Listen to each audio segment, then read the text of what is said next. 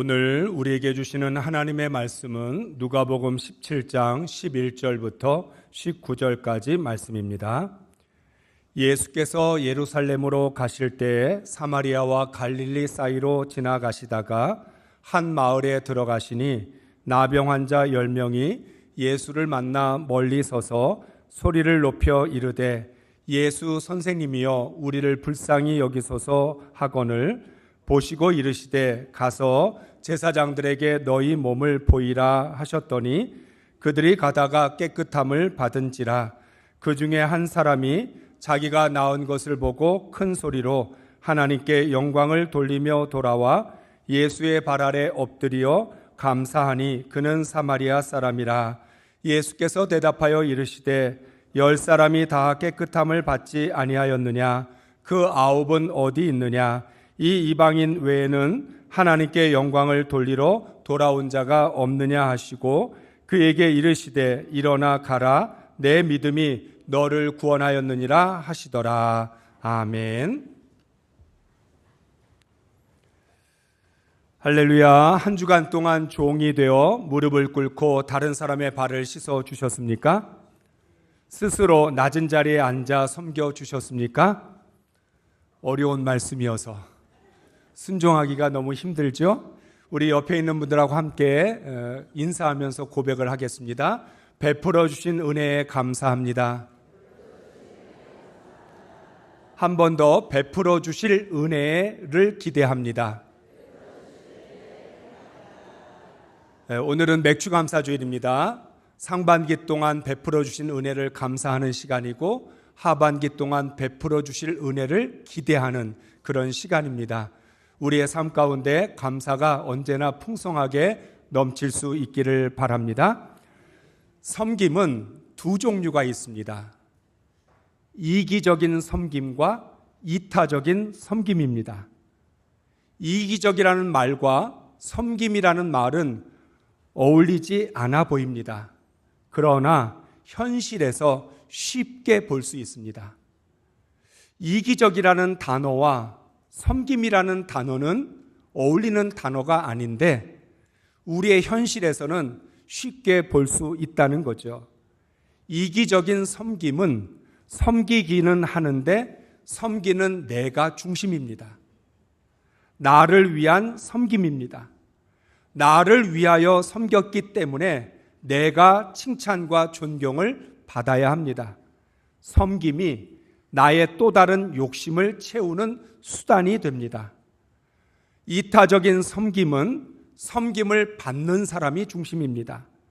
다른 사람을 위한 섬기기이기 때문에 한 번 더, 두 번 더, 세 번 더 생각하는 섬김입니다.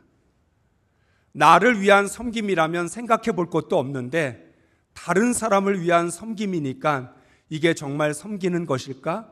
그 사람이 원하는 섬김일까? 한 번 더, 두 번 더, 세 번 더 생각하면서 섬깁니다. 나는 중요하지 않습니다.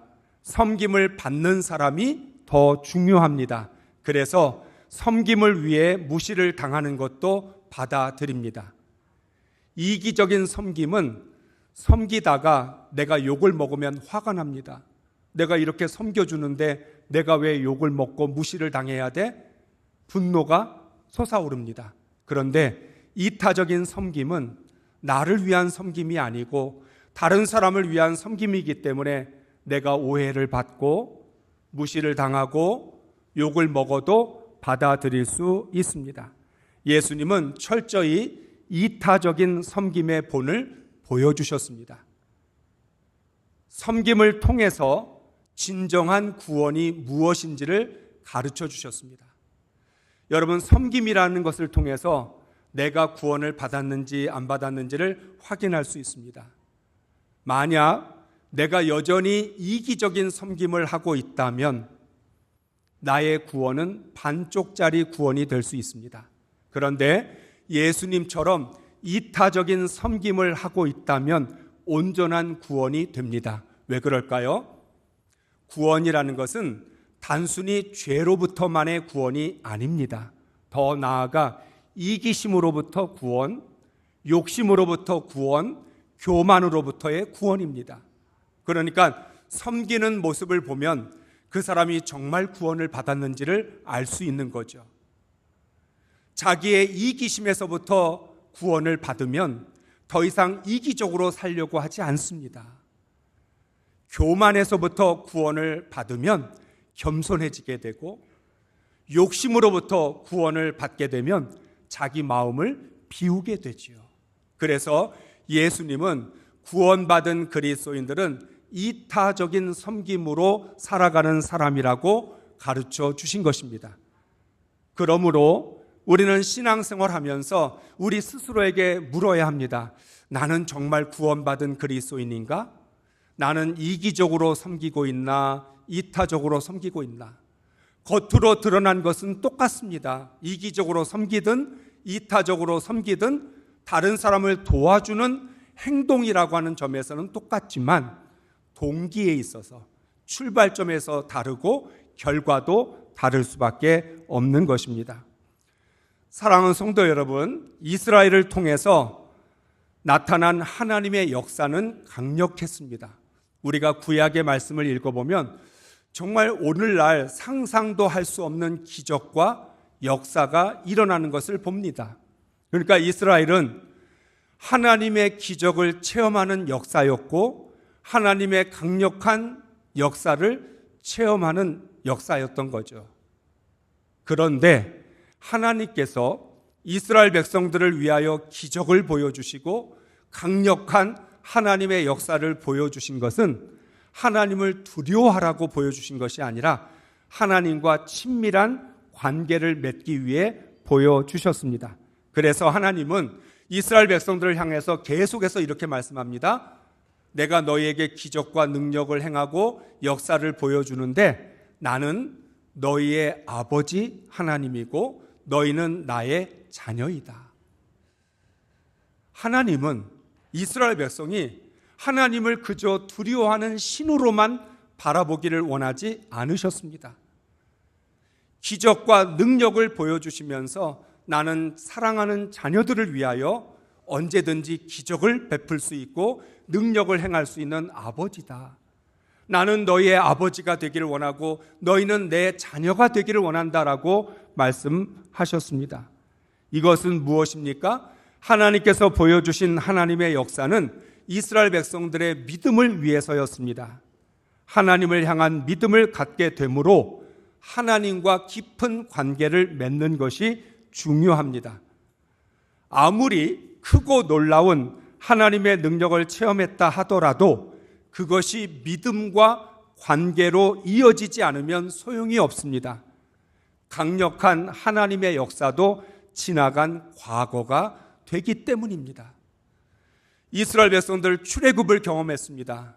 그런데 그 출애굽 사건이 오늘의 신앙이냐 과거의 신앙이냐는 것은 매우 중요합니다. 출애굽 사건을 통해서 하나님과의 깊은 관계를 맺고 출애굽 사건이 나의 믿음이 되면 오늘의 신앙이 되지만 그게 단순히 지나간 과거에 일어난 사건, 옛날의 일, 그러면 추억으로 끝이 날 수밖에 없습니다. 하나님께서 우리에게 말씀하시는 중요한 포인트는 기적 자체가 중요한 게 아니라 하나님의 놀라운 역사가 중요한 것이 아니라 그것이 내 믿음이 되고 하나님과의 인격적인 관계가 되었느냐는 거예요. 여러분이 여행을 다니십니다. 수많은 사람들을 만나죠. 여러분 같이 여행을 다녔던 사람들 기억이 나십니까? 어떤 사람은 이름이 기억나기도 하고 어떤 사람은 그 사람 참 재밌는 사람이었다 생각이 나기도 합니다. 그러나 대부분의 모든 사람들은 기억에 없습니다. 왜 그럴까요? 그 사람하고 같이 여행을 다니고 패키지로 며칠 동안 함께 시간을 보냈지만 그 사람과의 관계가 맺어지지 않으면, 오늘까지도 계속 연락을 주고받는 관계로 이어지지 않으면 그건 지나간 과거일 뿐입니다. 이름조차도 얼굴조차도 생각나지 않은 사람입니다. 그런데 그런 여행에서 만났던 사람들하고 관계가 맺어져서 오늘까지 서로 연락을 주고받고 계속해서 만남과 사귐이 이어지게 되면 그 여행의 추억은 과거의 추억이 아니라 오늘도 함께 나누는 서로의 소중한 관계를 이어주는 기억이 된다는 거죠. 초대교회도 마찬가지입니다. 복음서에서 수많은 사람들이 예수님으로부터 직접 기적도 보고 복음도 들었습니다. 예수님의 권세 있는 말씀을 들었습니다. 기적을 보고 말씀을 들었지만 예수님과의 관계가 맺어지지 않았습니다. 기적을 본 것으로 끝났고 말씀을 들은 것으로 끝났습니다. 권세 있는 말씀, 능력 있는 말씀, 너무너무 좋다. 그런데 예수를 나의 구주로 영접하지 않으면, 예수님과의 관계가 이어지지 않으면, 그것이 내 믿음이 되지 않으면 그들은 예수님의 기적과 복음을 들었던 관객에 지나지 않는 것입니다. 초대교회도 마찬가지인데 사도들로부터 여러 가지 능력과 생명력 있는 말씀을 들었던 많은 성도들이 그것이 믿음과 관계로 연결이 되지 않았을 때 그들은 수박 겉핥기식의 믿음을 가질 수밖에 없었습니다. 여러분, 이것은 신앙에 있어서 참 중요한 것입니다. 우리들도 마찬가지죠. 그동안 수없이 많은 하나님의 은혜와 능력을 체험했지만 대부분은 지나간 과거가 되어버렸습니다. 맞아, 옛날에 그런 은혜를 받았던 시간이 있었고 그렇게 내가 눈물을 흘리면서 기도했던 시간들이 있었는데 그게 오늘까지 이어지려면 그것이 내 믿음이 되고 하나님과의 관계, 인격적인 관계가 되어야 오늘의 신앙이 되는데 우리는 그동안 받았던 많은 은혜가 그냥 은혜로만 끝나고 내가 경험한 하나의 사건으로 지나가 버리게 되면 내 안에 남아있는 것은 없다라고 하는 거죠. 결국 신앙이라는 것은 내가 경험한 모든 하나님의 은혜와 내가 들었던 모든 말씀이 내 믿음으로 이어지고 하나님과의 관계로 연결이 되어져야만 오늘에도 살아있는 신앙이 될 수 있다는 것입니다. 믿음과 관계로 연결이 되지 않으면 사라져버리고 맙니다. 알곡이 없는 가라지 신앙이 될 수밖에 없는 겁니다. 그래서 우리가 하나님을 믿는 성도들은 하나님을 제대로 예배할 줄 알아야 합니다.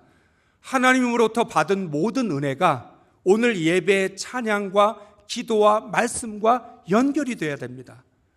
지난 한 주간 동안 세상에서 우리가 살았는데 세상에서 살면서 내가 경험했던 은혜, 하나님의 사랑, 내게 주신 복, 이것이 오늘 이 시간 예배를 통해서 나의 찬양으로 연결이 되고 기도와 말씀으로 연결이 되고 내 믿음으로 연결이 되어야 우리는 하나님을 올바로 예배한 것이죠.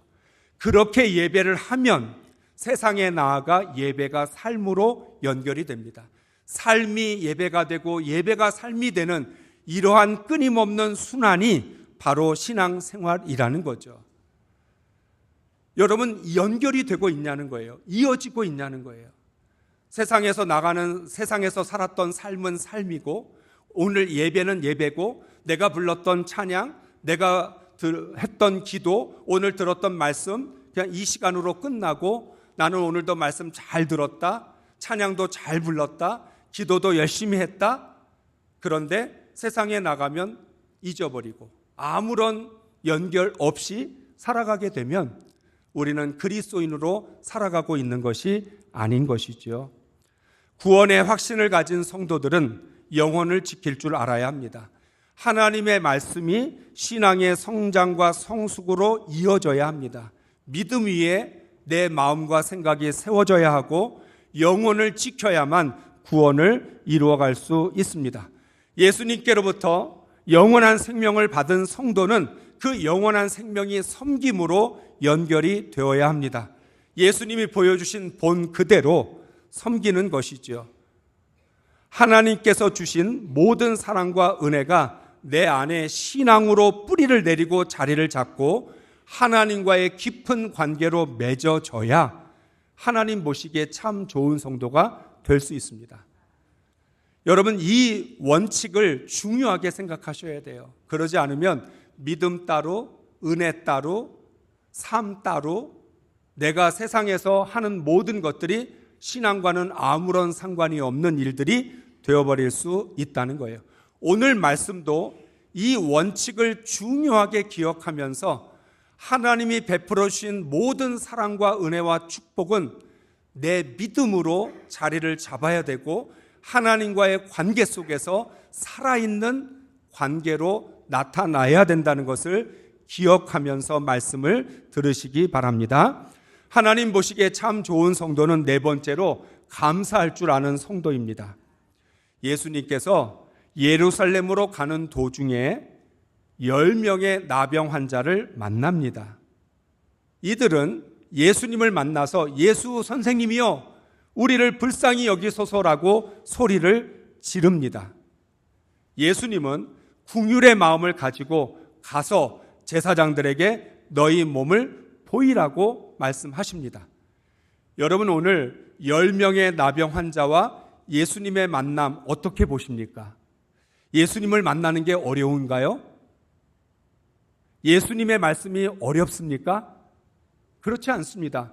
10명의 나병 환자가 예수님을 가까이서 만나지도 못하고 나병이기 때문에 멀리 떨어져서 예수 선생님이여 우리를 불쌍히 여기소서 너무나 쉽고 분명하게 예수님을 향해서 외쳤습니다.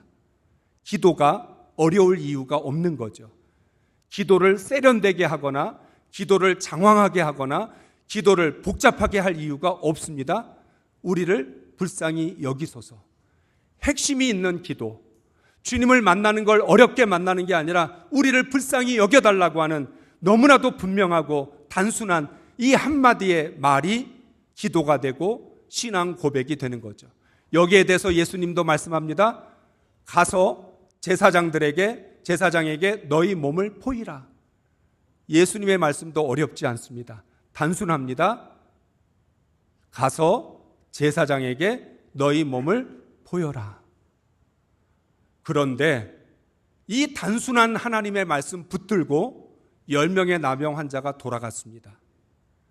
나아만 장군처럼 우리에게 손을 얹어 기도해 주시든 아니면 뭔가 행동을 통해서 우리에게 보여주시지 뜬금없이 가라고 하고 제사장에게 몸을 보이라고 했는데 제사장에게 몸을 보였다가 망신당하면 어떻게 하냐.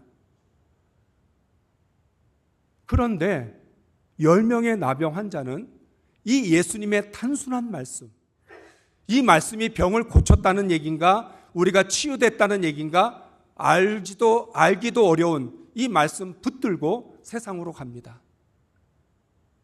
사랑하는 성도 여러분, 오늘 들은 말씀 붙들고 세상으로 가시기 바랍니다. 말씀을 성전에다가 두고 가시는 게 아니라 말씀 붙들고 가시기 바랍니다. 내게 주신 그 말씀 붙들고 세상으로 나아갈 때 말씀의 역사가 나타날 줄로 믿습니다. 예수님의 말씀 한마디에 두 번 다시 묻지 않고 10명의 나병 환자는 돌아갑니다. 가던 도중에 몸이 깨끗해진 것을 발견하게 되었습니다. 예수님, 언제쯤 우리 병이 깨끗해지는 겁니까? 제사장에게 가면 완치되어 있을까요? 물어보지 않았는데 말씀 붙들고 가는 도중에 자신들의 병이 깨끗이 치유된 것을 발견했습니다. 놀라운 치유의 역사가 일어났습니다. 여러분은 가던 도중에 몸이 깨끗해진 것을 발견하면 어떻게 하시겠습니까? 나의 간절한 소원이 이루어졌을 때 여러분 무엇을 하시겠습니까? 말씀 붙들고 세상으로 돌아가는 중에, 집에 돌아가던 중에 그 말씀이 이루어졌다는 소식을 듣게 되거나 말씀이 이루어진 것을 발견하게 됐습니다. 그러면 여러분 어떻게 하실까요? 야, 너무 감사하다. 너무 좋다. 여기저기다 전화해서 야, 글쎄 내가 기도에 응답을 받았어. 하나님이 내게 이런 역사와 기적을 보여주셔서 너무너무 놀랍지 않아? 여러분 이렇게 하실까요? 아니면 어떻게 하실까요? 오늘 14절 하반절부터 16절까지 말씀 메시지 성경으로 읽겠습니다. 그들은 갔고 가는 길에 그 몸이 깨끗해졌다. 그들 가운데 한 사람이 자기가 나은 것을 알고는 하나님께 소리 높여 감사하고 영광을 돌리며 가던 길을 되돌아왔다. 어떻게 다 감사해야 할지 몰랐던 그는 예수의 발 앞에 무릎을 꿇었다. 그는 사마리아 사람이었다. 아멘. 10명 모두가 자신의 몸이 깨끗해지는 기적을 체험했습니다.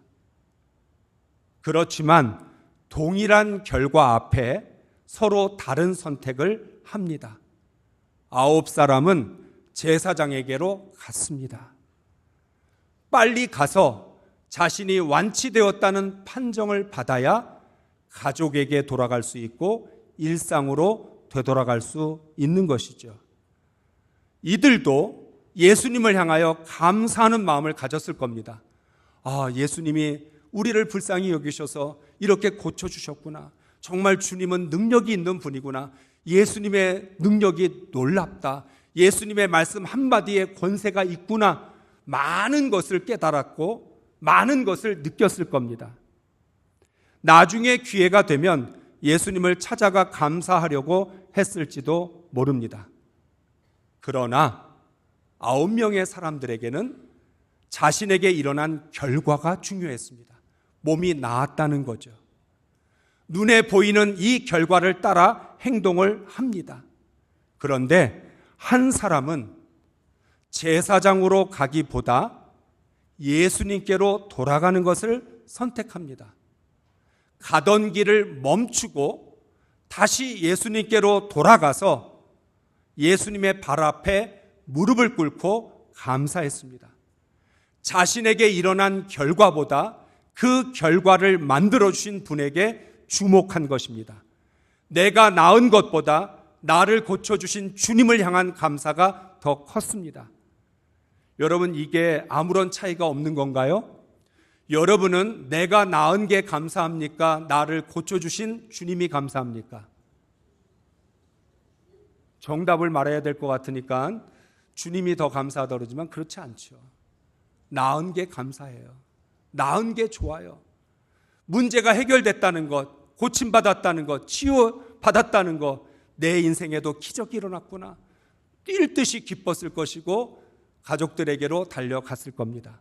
그런데 한 사람만이, 그에게도 9사람과 똑같은 마음이 있었을 텐데 그는 가던 길을 멈추고 예수님께 돌아와 예수님 앞에 엎드려 감사했습니다.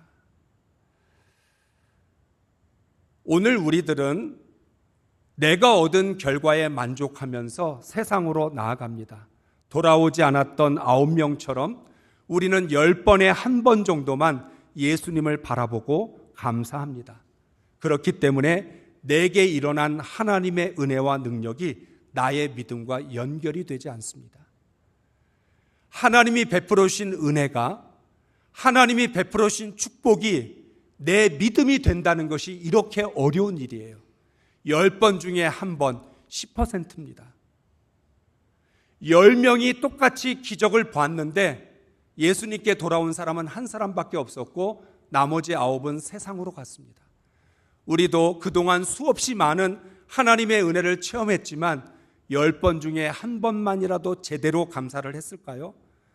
하나님이 내게 베풀어 주신 그 은혜를 가지고 믿음과 연결이 되고 주님과의 인격적인 관계로 이어져서 내 신앙이 더 성장하게 되었을까요?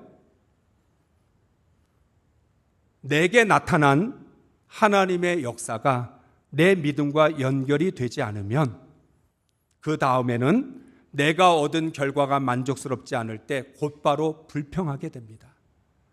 이미 경험한 하나님의 은혜가 아무런 소용이 없는 것처럼 하나님을 향하여 원망하기도 합니다. 신앙은 결과보다 어떤 자세를 갖느냐가 중요합니다. 한 사람의 사마리아 사람처럼 주님의 은혜를 깨달았을 때 즉시 주님 앞에 나아가 무릎을 꿇어 경배하고 감사하며 영광을 돌리는 것이 중요하다는 거예요. 그래야만 지속적인 감사의 삶을 살 수 있습니다. 그러기 위해서는 세상으로 가던 발걸음을 멈춰야 합니다. 세상으로 달려가던 발걸음을 돌이켜야 예수님께로 되돌아올 수 있습니다. 감사는 예수님께 되돌아와야 할 수 있는 것입니다. 내게 일어난 기적보다 기적을 베풀어 주신 주님을 바라봐야만 감사할 수 있다는 거예요. 그러니까 감사는 보는 눈과 은혜를 생각할 줄 아는 자세에서 나옵니다. 누구를 바라보느냐? 내 시선이 세상을 향해 있느냐? 병이 나은 것만 바라보고 있느냐? 아니면 이 능력을 베풀어 주셨던 그 주님을, 하나님을 바라보느냐? 내 안에 어떤 생각을 갖고 있느냐? 거기에 따라 감사는 달라질 수밖에 없는 거죠. 예수님은 예수님께로 되돌아왔던 한 사람에게 말씀하셨습니다. 17절부터 19절까지 읽겠습니다. 그래서 예수께서 말씀하셨다. 10사람이 깨끗해지지 않았느냐? 그런데 9사람은 어디에 있느냐? 하나님께 영광을 돌리러 되돌아온 사람은 이 이방 사람 한 명밖에 없느냐? 그런 다음에 그에게 말씀하셨다. 일어나서 가거라. 내 믿음이 너를 구원하였다. 아멘. 예수님은 굳이 되돌아오지 않은 9사람을 찾으십니다. 9은 어디 갔느냐? 예수님도 알고 계실 텐데 어디 가긴 어디 갔겠어요? 제사장에게 갔지요. 그런데 의도적으로 예수님 말씀합니다. 9명은 어디 갔느냐? 10명이 모두 깨끗해지지 않았느냐라고 물으시면서 9명을 찾으십니다. 왜냐하면 그 9명이 병만 고치는 게 아니라 구원받기를 원하셨기 때문에 그렇습니다. 우리에게 일어난 기적보다, 우리에게 나타난 하나님의 역사보다 내 구원, 내가 정말 구원받은 그리스도인, 하나님을 아는 성도가 되는 것이 더 소중하기 때문에 그 9사람이 어디 있느냐라고 말씀하고 있는 거죠. 그리고 나서 돌아왔던 한 사람, 감사하며 영광을 돌렸던 그 한 사람에게 말씀합니다. 일어나서 가거라. 내 믿음이 너를 구원하였다. 돌아온 것이 믿음입니다. 주님을 바라보는 게 믿음이고, 감사하는 게 믿음이고, 영광을 돌리는 게 믿음입니다. 그 믿음이 너의 병뿐만 아니라 너의 인생을 구원했다라고 선포하십니다. 기적이 신앙과 이어짐으로 치유보다 더 큰 구원을 얻은 것입니다. 여러분은 어떻습니까? 치유가 더 클까요? 구원이 더 클까요? 여러분의 삶에서 일어난 기적이 더 클까요? 하나님의 구원이 더 클까요? 거짓말. 기적이 더 좋죠. 기적이 더 크고 기적이 더 중요하다고 생각합니다. 그러면 그 기적은 한 번의 기적으로 끝납니다. 감사하며 주님을 바라보고 영광을 돌릴 때 그 기적은 일상의 기적으로 이어지게 되고 날마다 하나님의 은혜 안에서 살아가게 되는 것입니다. 감사할 줄 아는 마음이 인생의 진정한 기적을 이룹니다. 감사는 내 삶에서 일어나는 모든 일이 하나님께서 주관하시는 일임을 믿어야만 할 수 있습니다. 좋은 일도 나쁜 일도, 힘든 일도 즐거운 일도, 슬픈 일도 괴로운 일도, 이 모든 것 하나님이 주관하시고 나는 그 하나님의 주관하심 속에서 살아가고 있다는 믿음을 가져야 감사할 수 있다는 것이죠. 모든 일이 하나님의 은혜로 된 것을 믿는 사람만이 하나님께 영광을 돌릴 수 있습니다.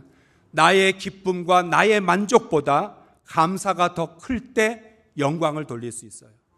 내 병이 나은 것보다, 오랫동안에 내가 그렇게 소망했던 일이 이루어진 것보다 나를 고쳐주신 그 주님을 향한 감사가 더 커야만 영광을 돌릴 수 있다는 거예요. 그래서 하나님께 영광을 돌리는 사람이 진정으로 감사할 줄 아는 사람입니다. 하나님 감사합니다. 하나님 감사합니다. 감사합니다. 감사합니다. 하게 되면 하나님께 영광을 돌릴 수밖에 없다는 거예요. 감사할 줄 아는 사람은 나의 성공과 축복보다 하나님의 영광이 삶의 목적이 됩니다. 감사는 삶을 바라보는 관점에서 나옵니다. 감사할 조건이 뭔가?